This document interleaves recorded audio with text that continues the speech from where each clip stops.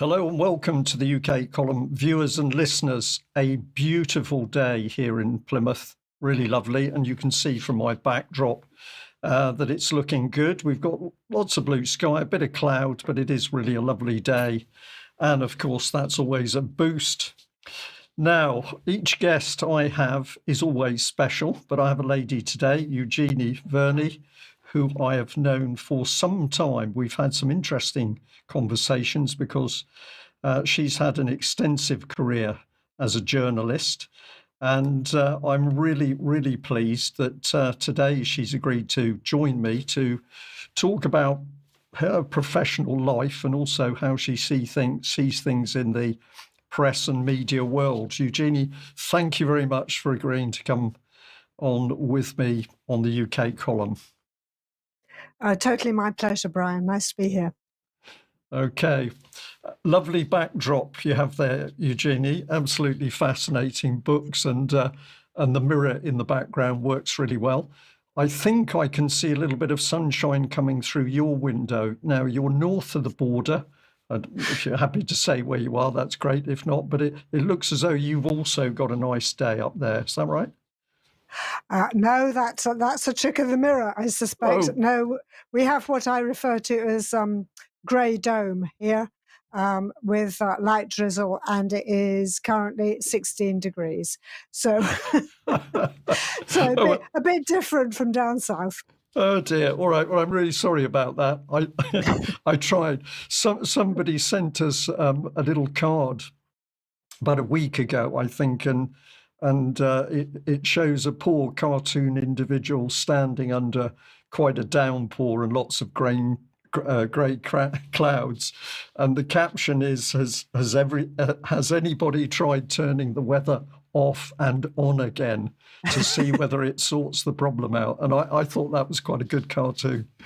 Anyway, there we go.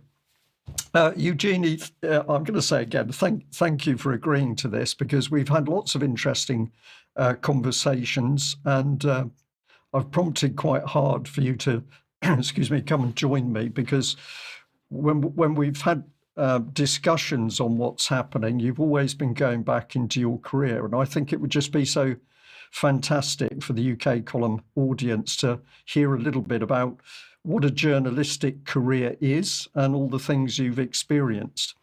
Before I just give you a prompt to get starting on that, wary of discussing ages and things, but I did notice that your start year is exactly the same as my start year.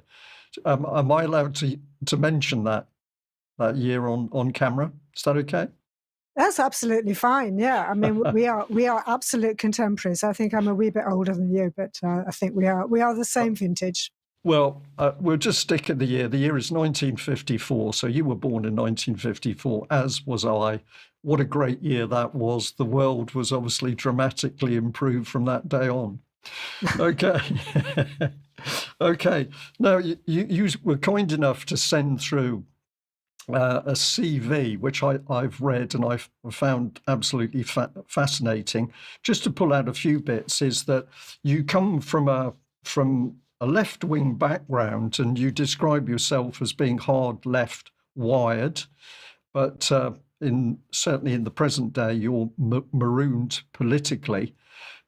Just tell us a bit about how it was that you not only went through school, but you came into your journalistic career with such a strong lean to the left. So much depends on the family that you're born into, and you can't choose that.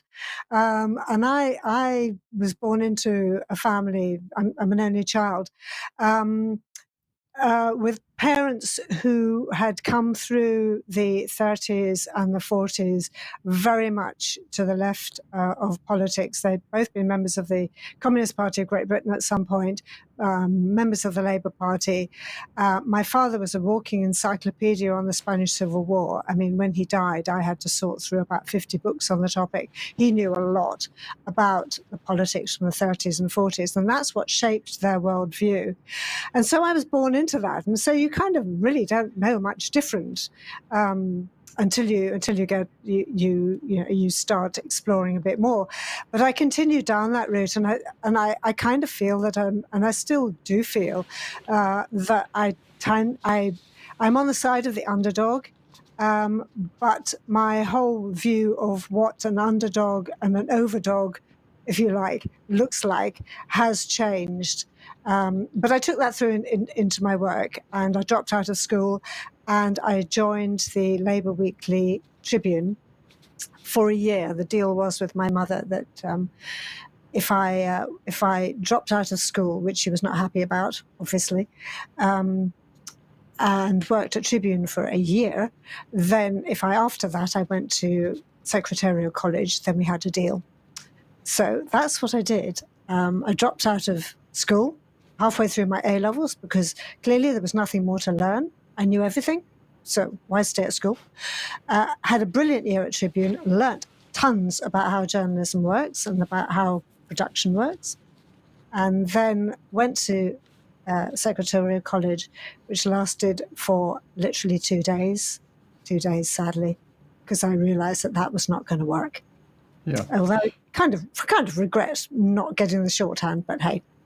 Eugenie, you started off there in the days of literally lots of paper moving and spinning, and you were in the days of proper printing processes.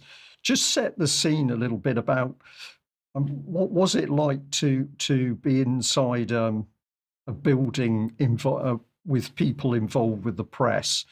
You're in typewriter day, telephone day. I can imagine a lot of people smoking as they worked.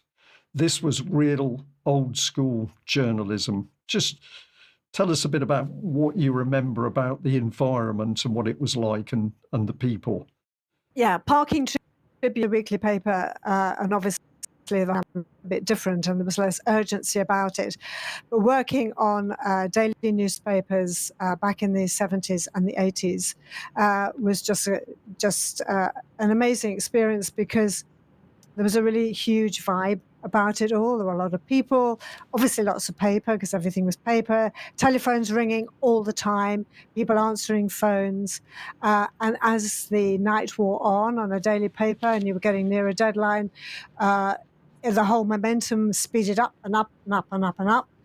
And then when you were what was called off stone, which is all to do with hot metal, because it was still hot metal in those days. You could say I've gone from hot metal to AI, if you like. That's my career. The whole vibe would change again because then you would hear the printing presses start up, and then and the whole building would move. Particularly noticed that further on at the Morning Star. I could notice that. Guardian slightly less. Career at the Daily Express in Manchester, the whole building moving when the presses started up was really tangible, and you kind of felt that you were part of something that was important. And I have no idea because I haven't actually worked in a newsroom for quite a while now. I don't know whether that still applies, but I somehow suspect that particular vibe and urgency and sense of, I was going to say purpose, but let's not go there, but sort of a joint endeavour, I suspect that may have gone. A real feeling of teamwork. You're in that environment. And what came into my head, you're talking about those printing presses firing up and the machinery and then the thing begins to go. It's a bit like firing up a ship to go to sea, and the moment you feel that vibration through the vessel, the whole thing literally does come alive, and you know you're a team of people. Eugenie, at that time, well, actually through its career, I think the Morning Star, the Tribune and the Morning Star, although they've been small niche publications, have actually done some pretty good journalism in their day, and they've certainly been fearless in going into areas that the posher papers wouldn't get involved in. Do you have any particular stories back from those days that you can remember and you think, gosh, we did a good job? Or was that Is that a bit too far in the distant past? I think that probably is to try and pull out anything in particular, but that is absolutely the case. That both Tribune and the Morning Star, the quality of journalism was exceedingly high, as it was on when I went later, moved to the Guardian and on the Daily Express. I mean, the Guardian over here, the Daily Express over there. But I think what united newspapers, whether indeed the Morning Star, the Daily Express, the Guardian, in the 70s and 80s, was just the quality of the journalism. You would start with the same ingredients, and of course all proprietors would spin. They all had their agendas, and as journalists you were completely aware of who your proprietor was and what their spin was. But what I sense has changed from the quality of what's being sort of churned out now is that there's no discernment. There's no desire to find what we could loosely label the truth, although truth is one of those words that is very, very difficult to actually define, because everybody's truth looks very slightly different. You can pick up the facts and you can move them about. But I think if I give you an example of the process that took place to get a story into a paper back then compared to what's happening now, I think that probably gives you some context. Would you like me to do that? Absolutely. I was going to try and prompt you to head in that direction. You've got onto it now. Let's go for it. This is really what we want to know. What was it like then, and what was good, what was bad, and how do you see it now? This is a great area. Okay, so the process, and this was the same process that, give or take, with nuances and adjustments that applied to the Morning Star, not so much at Tribune, because as I say that was a weekly. But let's look at the Morning Star, look at the Guardian, and then later I joined the Daily Express in Manchester. So you've got three very different publications. The thing that really united them was how the news would actually end up in the paper, and parking the spin. Okay, it's just the process. So you have a story. Now this can either originate from the news desk or it can originate from the reporter. Either way, you have a story. And the story would be written by the reporter, researched. They would go out of the office, which hardly ever happens anymore. They would go out of the office, they would meet people, they would put the story together, they would write the story. They would then file the story with their typewriter and hand it across to the news desk. The news editor would then look at it against the brief they'd been given, see whether it covered everything. If there were gaps, go back to the reporter and say, well, you've missed this, this, this, and this. And can you stand that quote up? Because I don't think you've stood that up. Where's that come from? Where'd you get this from? Make it stand up. It needs a bit more substance. The reporter might have to have another shot at it. And then the story would go back to the news desk. And when the news desk was happy with it, they would pass it across to the production team, which is where I came in because I worked as a production journalist on all these titles. I did a bit of writing as well, but that was mainly features writing. We're talking about hard news production now. So it would go across to a journalist known as the copy taster.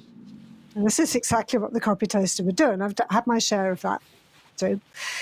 You look at the story and you would assess how newsworthy you thought it was in terms of the space you got and so on and so forth.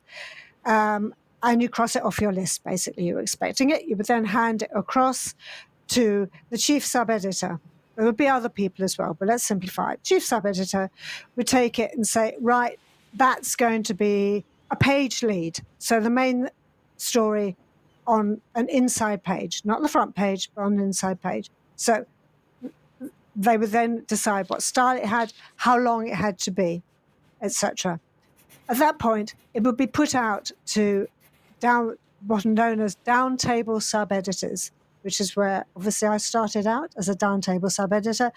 And it is with some pride that I can say that I was the youngest female journalist on The Guardian when I got that job. Very happy with that. It was good. Well done. Yes, it was good. And so you then get the story. And, depending on the time of day, you have more or less time to turn the thing around. If it's the start of your shift, which would usually be early to mid-afternoon, you had plenty of time to play around with it, polish it. Often it involved rewriting things. Often it involved going back to the reporter.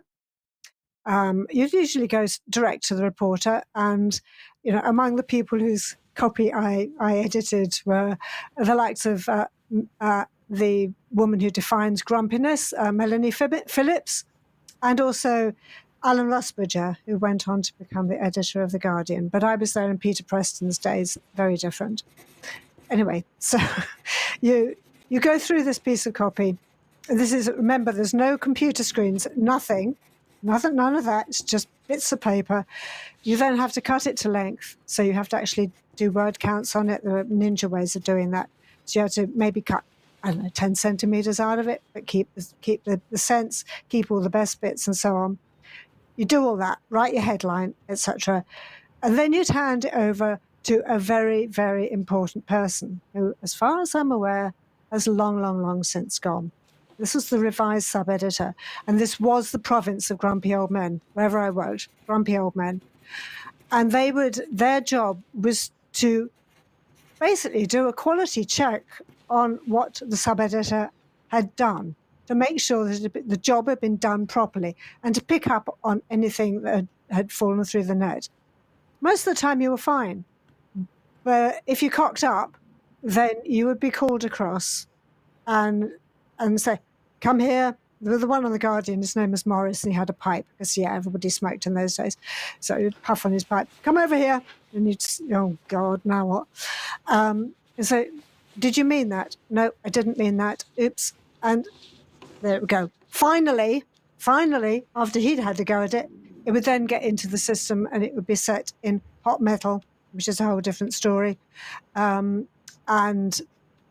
then it may have to be cut again, and that would be the job of the Stone sub-editor. And that was a really interesting experience as a woman on a very, very, very male-dominated, very misogynist environment. But it had its moments as well. It was good fun as well. So that would be real pressured work. Very, very different from what happens now, obviously. But at that point, you'd get what's known as galley proofs. So the story would just be in a long piece of news, printed on a long piece of newsprint. And at that point, it would go to the lawyer. Yes, lawyers looked at stuff in those days, and particularly anything. They would crawl all over stories that were going to be controversial, but they would look at everything. And so from the reporter to it actually appearing in the paper, you had all these quality control mechanisms going on. That's gone. And you can see it in what gets published. You can see what happens now. There is no quality control. Whoever is putting the story together, and for a lot of stories, that's now press releases, which are barely changed.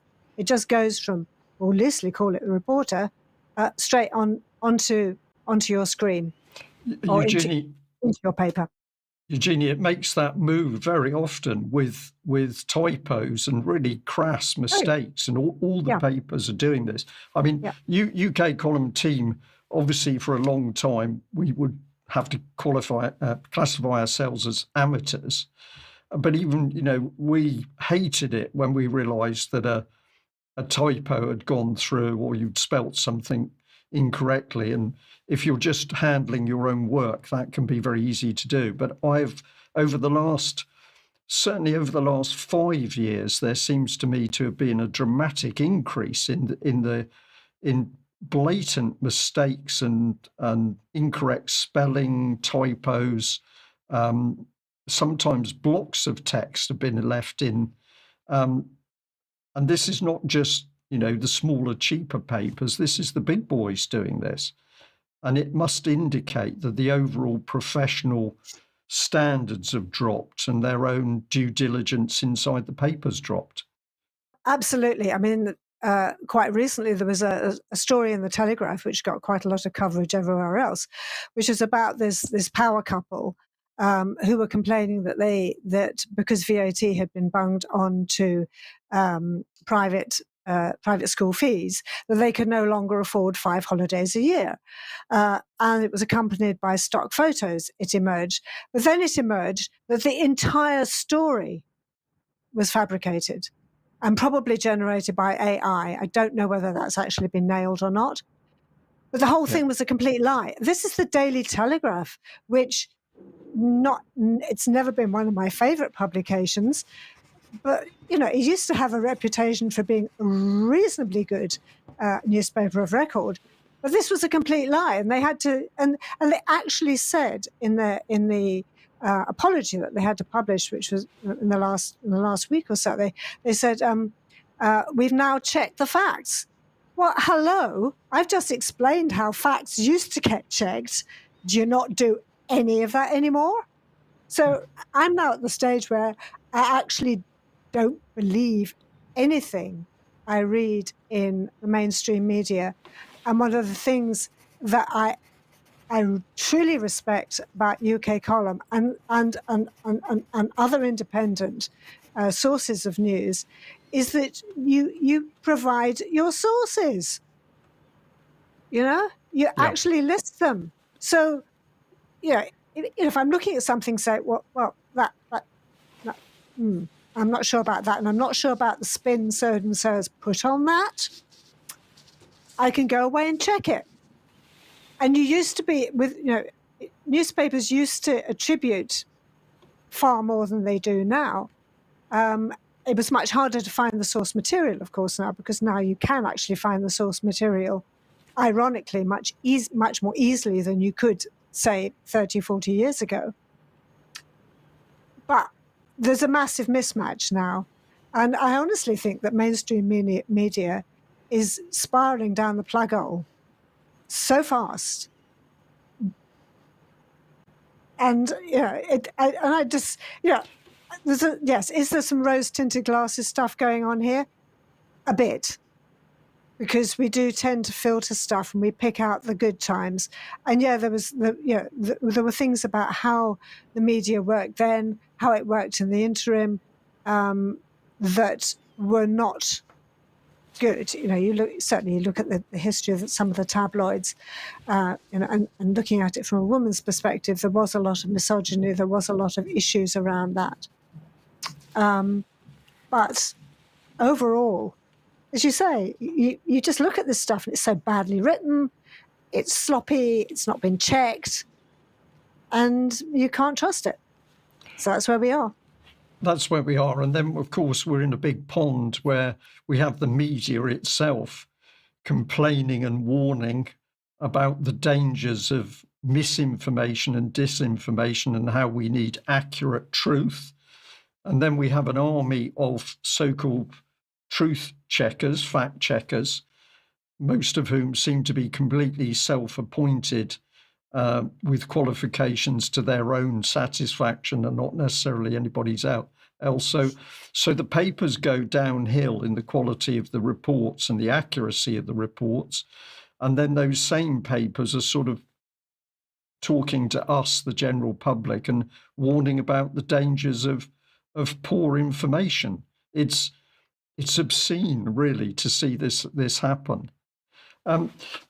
Having made that comment, and while it's in my head, just to press on the business of the earlier days and reporters going out, this to me seems to be one of the key things, that each paper, down to local, family-owned local papers, was sending a person out, man or woman, a reporter, to go and find the story. And finding the story meant actually being able to talk with the individual connected to that story and then going to talk to other human beings in order to build the story. It was all absolutely around interacting with people in order to get the story. And we know today that particularly young journalists who've perhaps just come in from university and they've got their basic journalistic qualifications.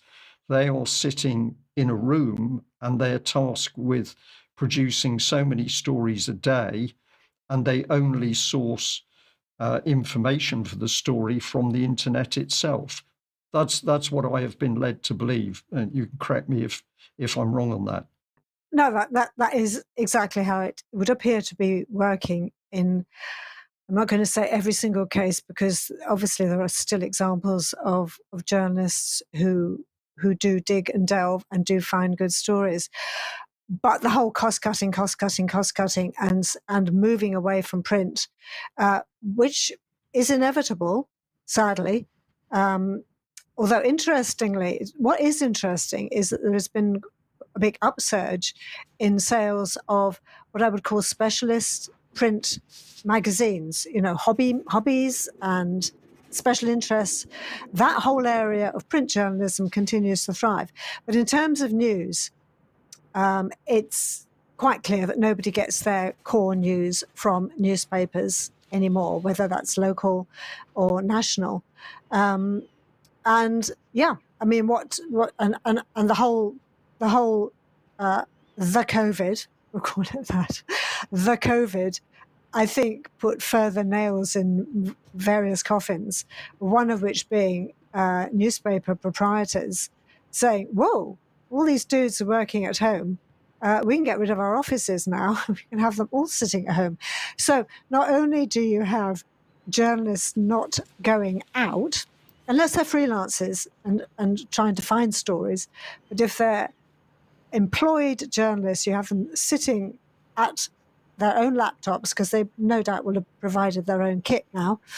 And as you say, just getting all their information from elsewhere on the internet, not going out and meeting anybody, maybe making a few phone calls, and crucially, which circles back to what I was talking about before, about the whole atmosphere of being in a newsroom. One of the things that was so important was bouncing ideas off other people. And if you're just sitting at home, and that's all you're doing, and your output is virtually measured by the centimetre, you haven't done enough. Come on, more stories, more. We need more clicks. We need more clickbait. You're never going to, your skills are never going to grow, except your skills for actually turning out crap faster, I guess. But you're not having any, particularly if you're a local newspaper, you have nothing to do with the community in which you're based. And that's even exacerbated further by big proprietors like Reach, which is an ironic name for it, because they now consolidate their news operations in hubs, which serve enormous geographical areas.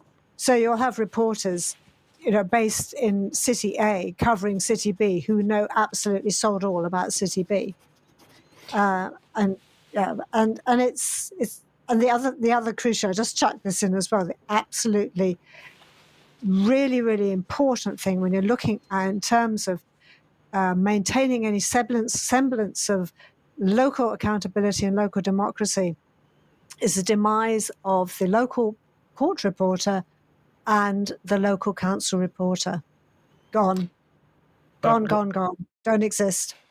We have this amazing situation where the BBC, which is such a huge monopoly, is now putting the so-called democracy reporters into local papers. So when you're dealing with a local paper, you can't even be sure it is local, because if you delve behind it, you can find that behind the title is the name Reach. And then you can have a BBC reporter embedded as the local democracy reporter, which now means that the BBC's got its fingers right into the local community with all of its processes. So we're seeing, it seems to me, a massive grouping up, a centralization of news in the country, that actually, instead of having, in your day when you started out, there would have been at the lowest levels still quite a lot of family-owned local papers. producing papers maybe at a district council level. Of course, they would cross the sort of administrative borders, but very local catchment areas.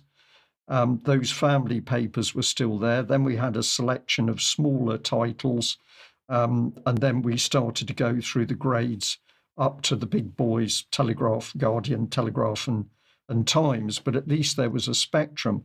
Now this is all being gathered together with fewer and fewer people in control. This has got to be dangerous, isn't it? I don't know. What do you think? Yeah, I mean, my route into journalism, as you will have gathered, was unusual. But back in the day, the normal routine would have been to start out on a local newspaper. And you would have been doing the council, going to the council meetings. You would have been doing some court reportings, which means that you had to have a basic understanding of how magistrates' courts or sheriff courts, etc., in Scotland, how all that would work. And you would also be expected to do the really unpleasant end of it, which is death knocks, going and knocking on the doors of people who've experienced sudden deaths or tragic deaths and so on.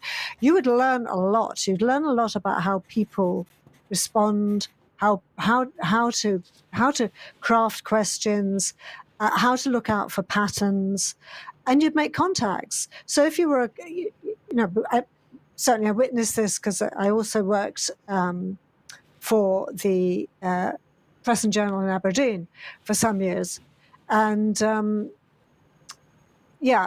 was a production journalist because that's just the trajectory my personal career took me on. But the guy who did all the council reporting, who ironically eventually did jump ship and go and work for Aberdeen City Council, but at the time that we were both working for that paper, his knowledge and understanding of how the local councils in Aberdeen and Aberdeenshire worked, who the key players were, where the power lay, crucially, where the power lay, where the real decisions were taken, was absolutely outstanding. And that's all gone. The media's ability to say with any degree of confidence that this is actually what's happening inside your council. And I worked at Aberdeen City. This is connected, so I'm going to go off on this little tangent. I also worked at Aberdeen City Council as a corporate communications officer. And the local evening paper there, was on our case day in, day out.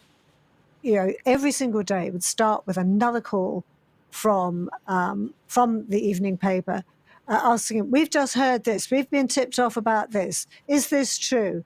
Can you tell us about this?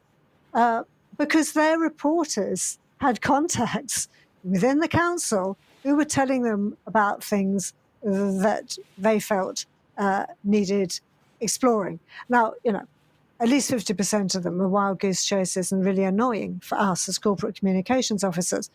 But quite often, you were doing an awful lot of reputation management because local journalists had actually unearthed stuff that the council didn't want you to know about.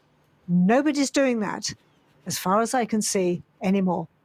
It's certainly being done less. And as you were talking through that, I was thinking back to sort of my earlier days of challenging Plymouth City Council as to what was happening with money in the city. My story is I became aware that large amounts of money that was coming into the city, principally as regeneration grant money, much of it from the EU, was being misappropriated, and it was never getting to the project it was designed for, or it was sort of siphoned off to support some other project, or indeed, in some cases, what seemed to be personal initiatives.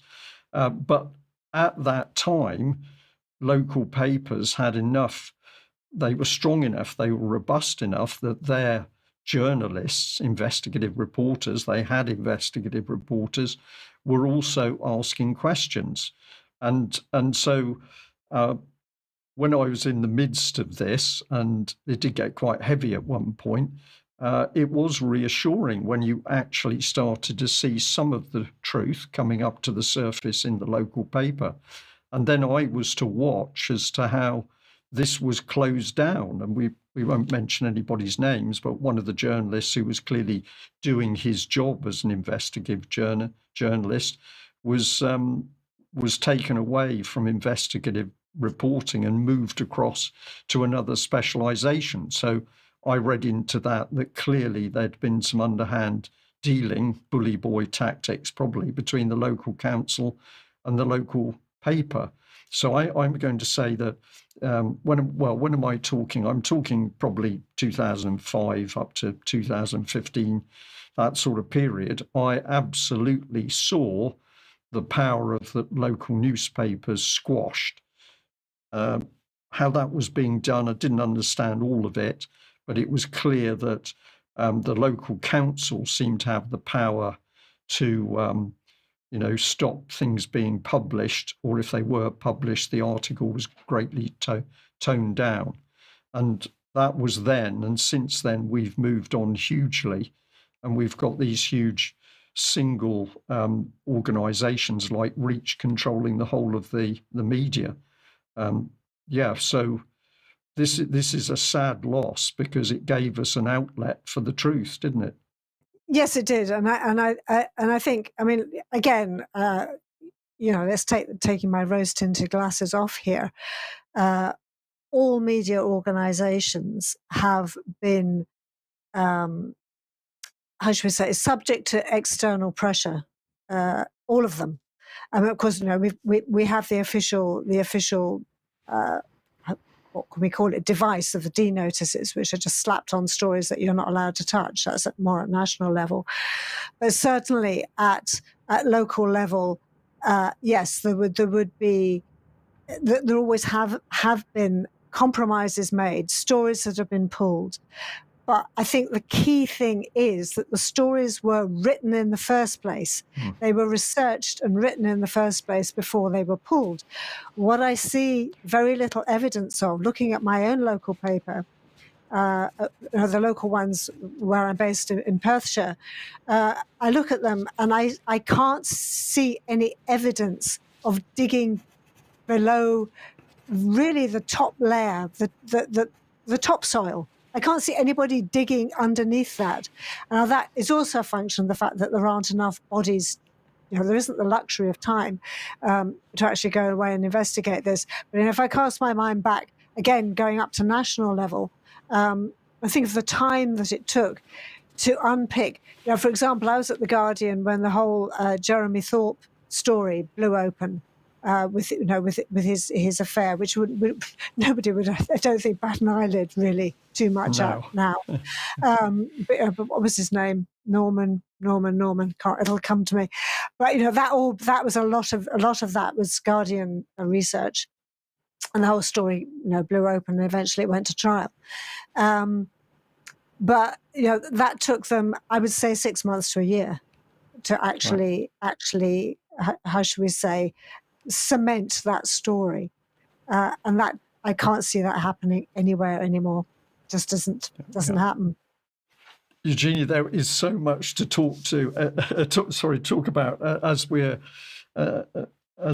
discussing these things. There's more and more bits popping into my mind. So I'll do this one just because it's a bit of fun. Is that on the one of the walls here in the UK column studio, we have a framed letter. And that letter came in from Paul Dacre, editor of the Daily Mail. And the reason we have this very nice letter from him with a lovely wet signature, which is another thing that seems to have gone, is that back in the day, we're talking about 2010, we sent him information about the political charity Common Purpose. And that, of course, was a charity that we'd been doing considerable investigation into their activities and warning that there were many areas where we thought it was up to no good. So the reason we sent this to Paul Dacre is he was being challenged as things started to come to a head with the Media Standards Trust. So this is when suddenly we started to see the idea that the press wasn't working properly and there needed to be greater controls on the press, and they'd been unethical by breaking and hacking into people's phones. So there was a lot of controversy. Where that came from would be quite interesting to discuss, but I'll stick with the story. So we read that Paul Dacre had been given quite a grilling by these people. And we sent him a little package of information saying, are you aware that there's a connection between many of the people who grilled you? They're all part of a specialist organisation called Common Purpose. And we, of course, had done our research, and so we sent him factual documents, documents mainly that we've received as a result of freedom of information requests. And it all went off. It went quiet for a couple of weeks, and then we received this very short but very polite letter back, thanking us profusely for the information that we sent. And it was signed by the man himself with his ink pen. And it was such a nice letter, it's on the wall. But of course, what happened was everything went quiet for about, I think it was about 3 months. And I thought to myself, well, I sent all that information off and nothing happened. And then one Saturday morning, I went over to the local shop to buy a paper. And there on the counter was the Daily Telegraph, and the front page was a massive headline about Common Purpose. And I had to buy the paper. And when I got it home and was looking at it with my cup of coffee, inside was no less than 10 full pages on Common Purpose. And the Daily Mail had really, really got stuck into the article. I'd never seen 10 pages on one particular topic like that from the Mail. And I was absolutely over the moon because that was clearly going to do a lot of damage. And just coming to the end of this, later I was able to meet an independent journalist who'd worked with the Daily Mail team on producing that article. And I said, it's a fantastic article. We did give you quite a lot of information. It would have been nice to have had a mention. And he looked at me and there was a pause and he said, well, you know how it is, Brian. So, and that was, of course, that we weren't quite in the club. The UK column was there, but we weren't in the club. But the point I really want to make out of this is that when the Daily Mail was given factual information, and a lot of it, they were not frightened at really ruffling the feathers. But I sense that now papers are even more scaredy-cat of actually getting in and doing the business when they find something's wrong. Or is that a bit unfair, Eugenie? To be honest, I don't know, because I'm not part of that world anymore. My sense is that journalists, the most courageous journalists are the freelancers, like Vanessa Beeley, who perform proper, brave journalistic functions.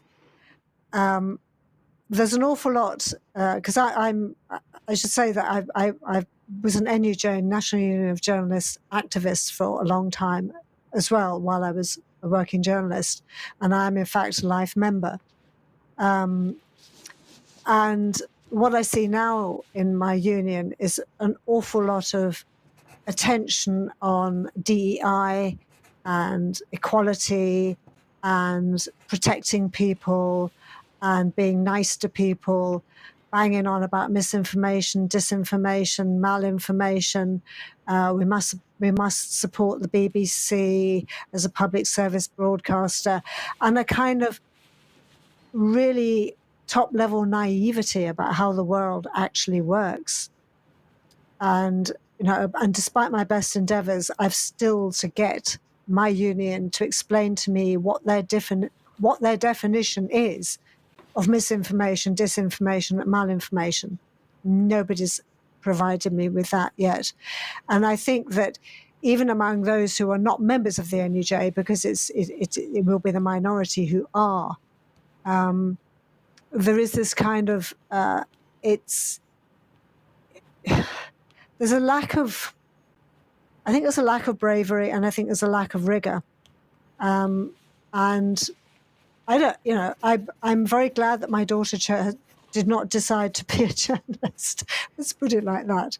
I wouldn't have ever discouraged her. And I think she would have made a very good, very feisty journalist. But I'm very glad that she's chosen a different path. Because, and I know every generation will say this, about what's come since. But I think in terms of the media, and that applies to broadcast media as well, I think that we're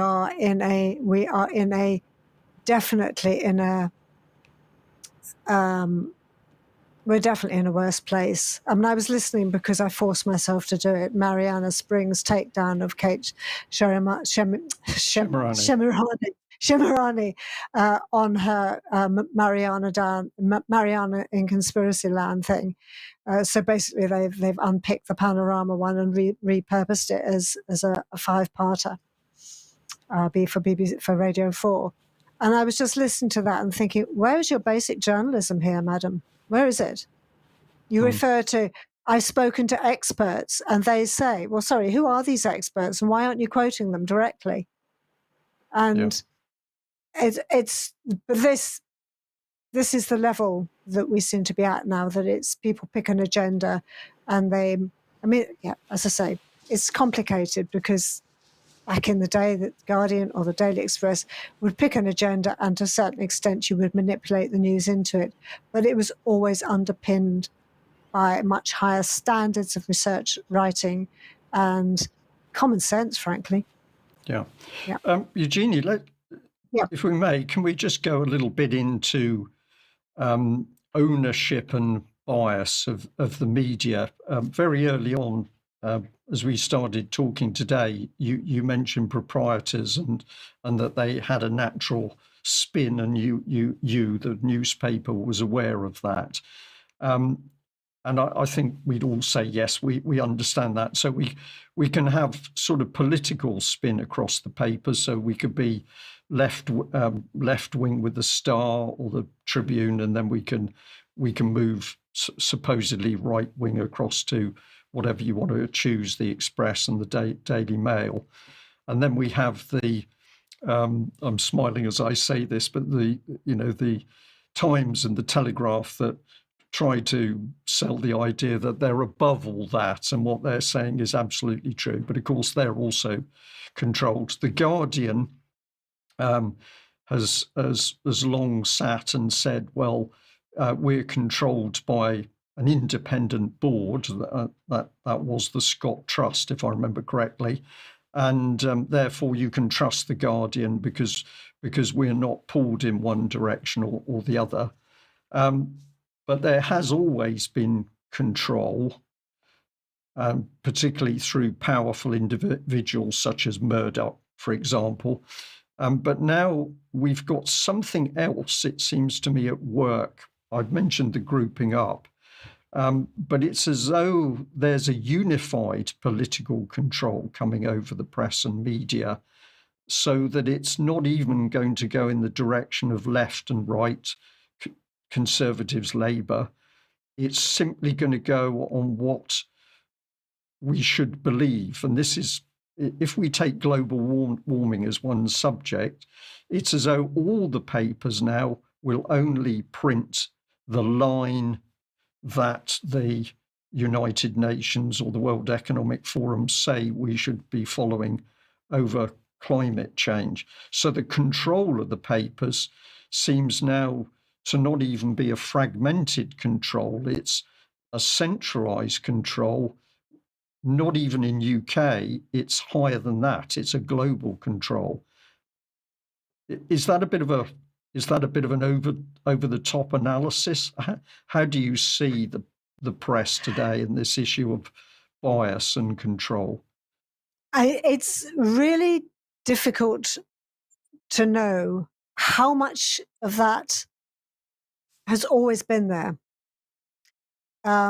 I mean, certainly there have been stories, and certainly around a topic that the UK column, you have been pursuing forever, which is about child abuse, paedophilia, etc., etc. The reluctance of UK media to go anywhere near that, left or right, in the middle, that has certainly been, that has been my experience of that, not necessarily firsthand of seeing stories being buried, but just an awareness that we don't go near that. Okay, so I think there's always been elements of this. What's really, as you say, in your face now, and of course we experienced it first with during the COVID years. Well, we didn't experience it first, but most really starkly, when literally every media outlet, digital, print, whatever, was saying exactly the same thing and questioning nothing. Which I think, I had been skeptical and wondering about how the world works all my life, but that really shook me to the core. Yeah. Oh my God, this is just 100-carat propaganda with nobody making any effort to disguise it. And as you say, now we have the boiling climate. And this extraordinary narrative where, it's going to hit 30 degrees. You've all got to stay indoors and close your curtains because you're going to die. But yeah, next week you're going on holiday to Turkey. Huh? I don't get it. Again, what I don't know, because I'm not an insider and haven't been for a long time, is whether this is just an understanding or whether it goes deeper than that. And there is, as you say, it's being fed down. And it's coming from, as so much else appears to be, it's coming from somewhere that is well outside our control. I've worked for various proprietors. I've worked for Robert Maxwell. I've never worked for Murdoch. I can never bring myself to work for Murdoch. I worked for Maxwell. I worked for various iterations on the Daily Express because I was there for 5 or 6 years. I worked for The Guardian, which has always been the Scott Trust and still is the Scott Trust, although it seems to have compromised itself massively with the sellout of the Observer to Tortoise. And yeah, I mean, everybody's, and you almost think, well, okay, has somebody put out a press release somewhere that says, you've all got to publish this about the global warming today. This is today's spin on we're going to boil. Yes. And that is actually how it now feels. The other thing that I was talking about with somebody quite recently is that stories will appear and then completely vanish. Nobody ever follows up anymore. Nobody follows up. Back in my day, if you had a good story, you'd follow the bloody thing up. You'd find out, a week, 2 weeks, 3 weeks down the line, well, what became of that story? Did it come? Was that the outcome, or was that the outcome? Now they just disappear. Nobody follows up. I've challenged mainstream journalists on that subject and said to them, yeah, but the problem is you never follow up, you never stay on the subject. And in fact, the Daily Mail did not follow up on its 10 pages on common purpose, because their 10 pages demonstrated that they'd clearly seen risks and problems with the organisation and what it was doing. And if you put 10 pages into a Saturday, I'll qualify, I think it was 9.5, but I've called it 10, but we're talking a lot.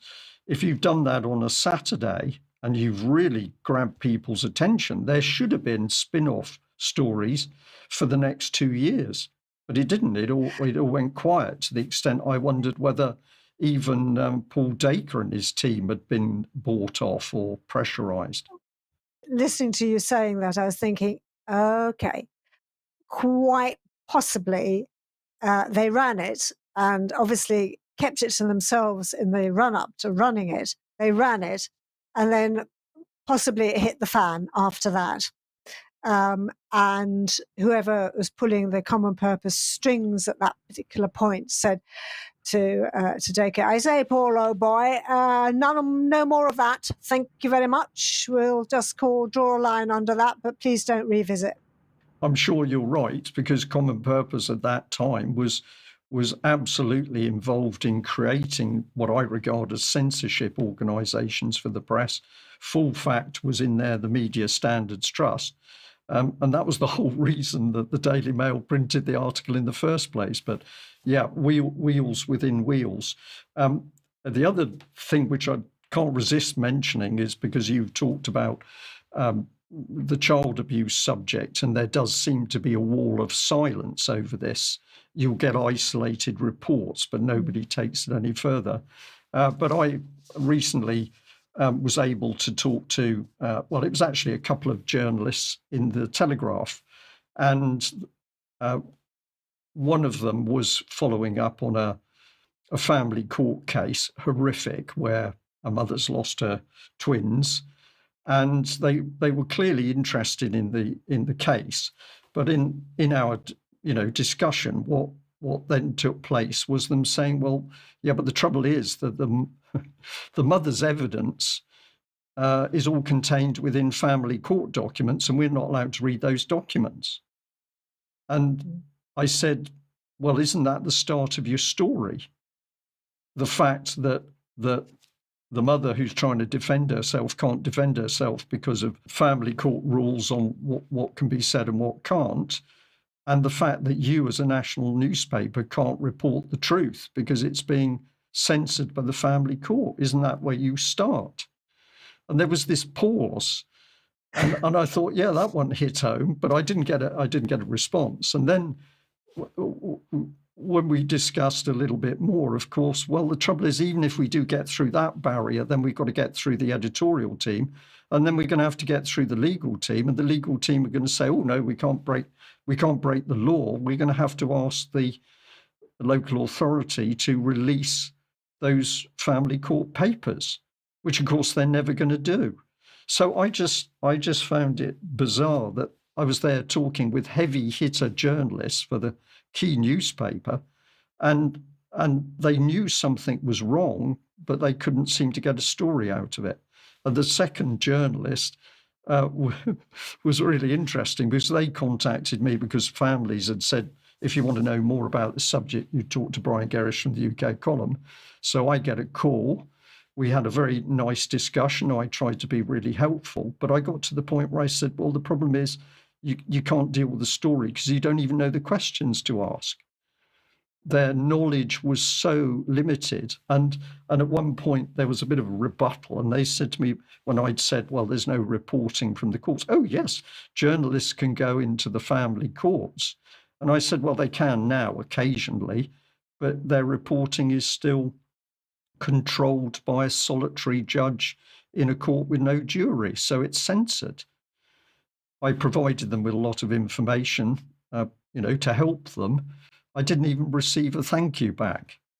So I'm going to say at the moment the Telegraph has dropped very low in my book. But this is not unusual, Eugenie, I don't think. I don't think it is. As again, I would just caveat to say that I am not obviously in the midst of that anymore. But certainly, that sounds pretty spineless. And yeah, I mean, as you were talking, I was thinking, well, there's the story right there. The fact that you can't investigate the story you want to investigate because you're not allowed to, by the way the family courts are configured and what's allowed, what's sub judice, etc. There's a story. Isn't that worth an investigation? How did we get here? What happened? At what point did the law change that that family courts basically became private? Why? Whose decision was that? There's a massive story there. But no, they will not touch that. And partly they won't touch that because they don't have the resources, enough bodies to do it justice.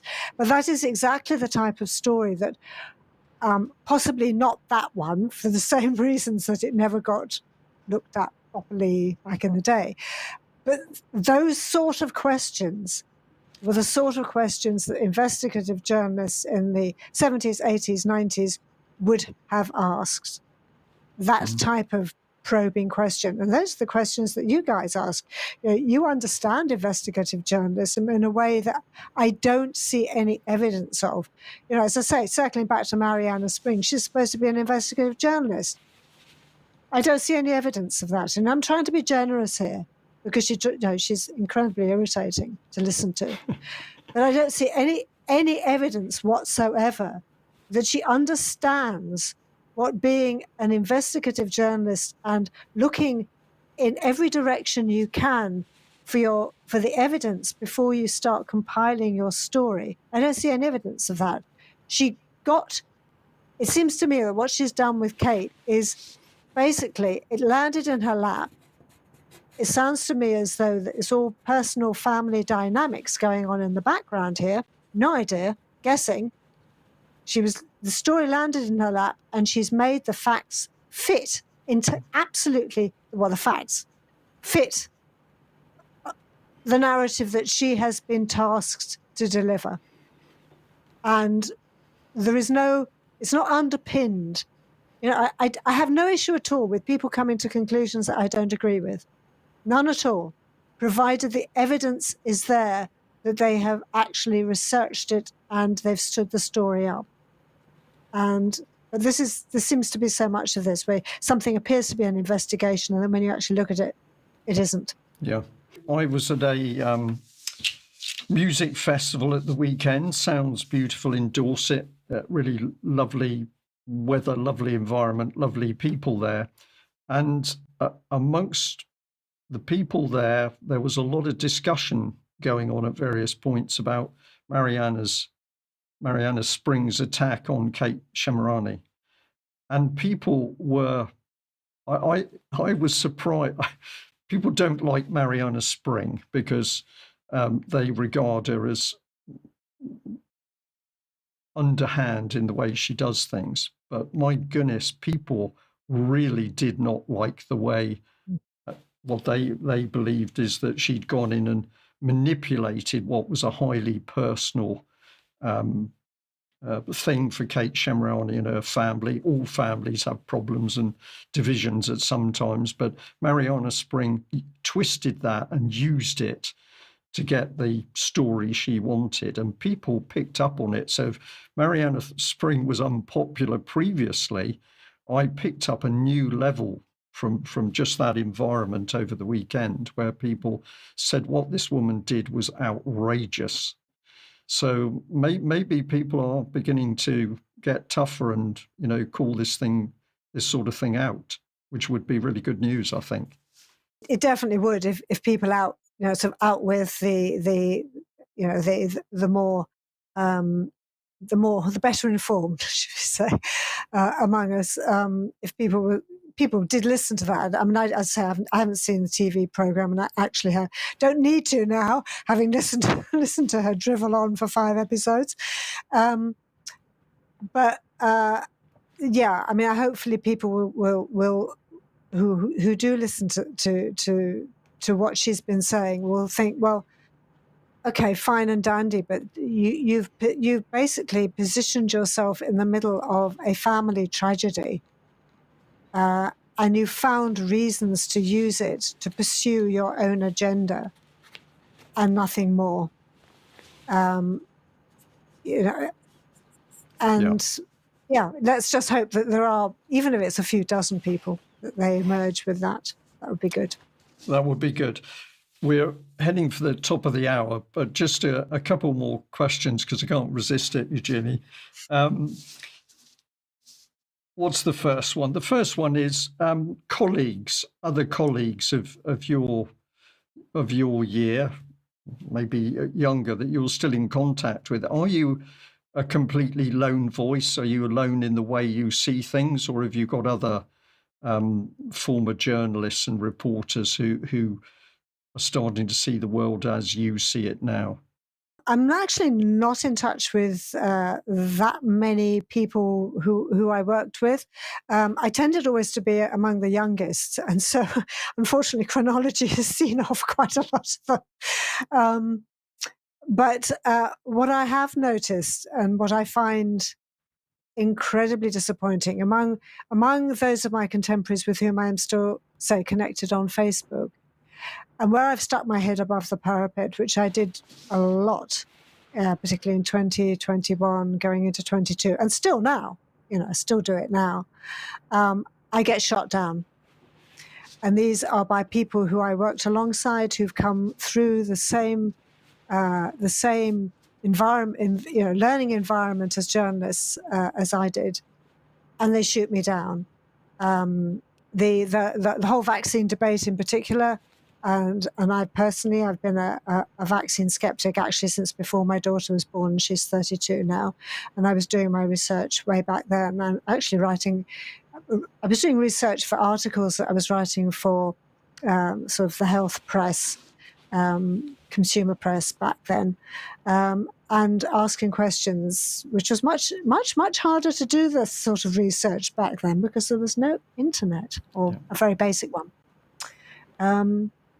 And now whenever I put anything that questions safe and effective, I will get probably one of these former colleagues. We've never formally fallen out over it, but one of them will jump all over me. And they're publishing all kinds of things at the moment, particularly.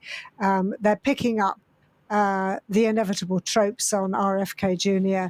And just publishing them without comment. And that's the other thing that I find really depressing, is the number of journalists who will just run with other stuff they've seen people stick on Facebook or Twitter or whatever, X or whatever, and just cut and paste it.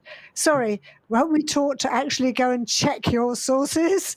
Which I always do. I will not cut and paste and copy anything without checking the core sources. And the number of times I go back into Facebook and say, that's wrong. But nobody really takes any notice because the moment has passed. But so you're still clearly seen as a rebel, which is where we started in the interview. Yes. I'd like to say you've got a background there, left-wing background and Communist Party. I particularly look back and think to myself, well, at least when we had the left-wingers, the genuine left-wingers, and particularly when there were very strong left-wing MPs, you've used the expression that you've always supported the underdog, but that's what I sensed about them. I might not agree with all their politics, but at least they did have some strong values, and they were trying to do their best for the ordinary man and woman, the ordinary family. So I still have huge respect, and I think the fact that we've lost some of those strong left-wing people in Parliament, certainly we've lost them within, the limp-wristed Keir Starmer type Labour Party. I think it's a real loss. We need some of that drive. I agree absolutely. I mean, you will remember the Dennis Skinners of your, and these were. I mean, I think the absolutely key thing about the limp-wristed lot right across the board is that most of them have never had a proper day job. Yes. So back in the 70s and 80s, and I have, as you will not be surprised to learn, that I was not exactly over the moon when Margaret Thatcher was elected. But what I do remember about her is at least she'd had a day job. She had some experience of industry. I mean, albeit I don't think her policies served British industry at all well, but she had that experience, and within the Labour Party, you had the likes of Dennis Skinner, who'd been a working miner. He knew what he was bloody talking about.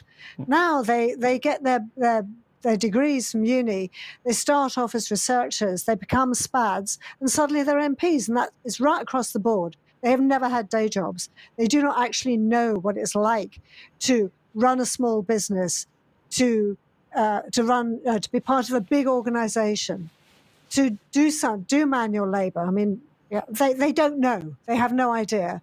So which I think is in large measure explains why there's a real lack of empathy between MPs and the people they purport to represent. Absolutely. And finally, well, this is absolutely true. I regard it as an honour to be here talking to you, because you are the full career professional journalist. I'm here very much as a self-taught person who still can't quite believe that I've ended up doing what I do. And so for you to be engaged with the UK column is, it's an honour. So I'd like to thank you for that. My question, though, is how did you actually find the UK column, and when was that? Oh, goodness. It was sometime in 2020, and I can't remember exactly how. I mean, I rumbled the whole COVID thing pretty early. And I have a master's degree in employment law, which is a whole separate story. And I had a look at that coronavirus bill, and I looked at it and I thought, it's got over 400 pages. There's no way somebody wrote this over the weekend, which was pretty much what Boris Johnson was suggesting to us. Oh, we've put this together and it's all ready to go. I thought, no, you haven't. That's been sitting on a shelf waiting to be dusted down and tweaked. And it flowed from there. And I started, and I was being bombarded with propaganda. And I thought, no, what am I listening to? What am I reading here? This is nonsense. Where's the other side of the story? There must be another side to the story. So I started digging and delving. And at some point, I came across the UK column, and my hardwired lefty thing said, "Oh God, are these all right-wing extremists?" And then I realized, no, you're just looking to see if you can find out what's going on, basically. What is actually going on in this country? What's going on in the world? Why are we following this insane agenda? The insanity of where you had intelligent grown-up people wearing a mask to go into a pub, taking the mask off to sit down, standing up to go to the loo, putting their mask on. You and not just you, but others were the ones asking the questions. And so I gravitated to that. And I worked with Dan Aston Gregory for a while as a volunteer, doing some of the grunt work on his episodes when he was doing the pandemic podcast. And it was just really that. And this is where I found, oh my God, I found my tribe in this world of insanity. But I can't tell you exactly when. I don't know what the trigger was. Well, whatever. We're very glad that you did find us, Eugenie, and it's been great to talk to you today. Really interesting. Lots more questions we could ask. Maybe there will come a point where maybe we should have a look at a part 2 or something. But the press, media, very important. The so-called fourth estate, isn't it? And we do need to know what's happening to it, what it's doing, and who's controlling it. So I think there's probably a lot more questions to ask. Thank you for joining me. Well, thank you very much for inviting me. Let's not play the angered out honour you game, but it has been an honour and a privilege to be able to share some of this and hopefully throw a bit of light on what it was like then and what it's like there, what it's like now. Great. Thank you.